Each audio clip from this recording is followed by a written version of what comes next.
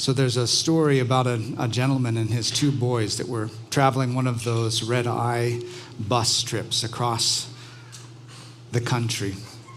How many of you guys have been on one of those gray bus? Yes, you know what I'm talking about.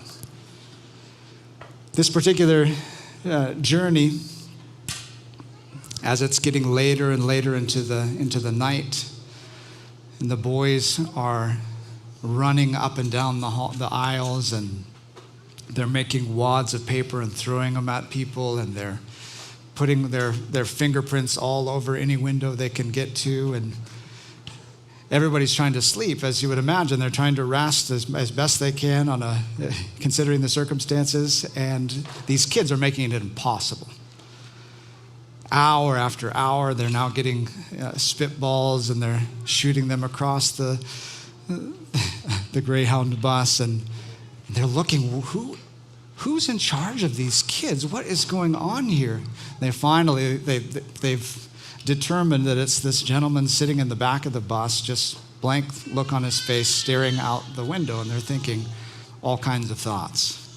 What an irresponsible, inconsiderate man, what a terrible father, totally letting his kids do whatever they want, and finally, they've had enough. One of the people musters up the strength to go back to this individual. They say, "Sir, have you not realized that your two kids are terrorizing the entire bus? Can you do something?" And as though he's been shaken out of a sleep, out of a stupor, he looks up. You can tell it's taking him a minute to gather himself, and he starts to look around, and sure enough, his kids are still running up and down the aisles, and he goes, "Oh, so sorry, I didn't even notice. We've just come from the hospital. They've just lost their mother, and I've lost my wife of 25 years." And you can hear a gasp that goes throughout the entire bus.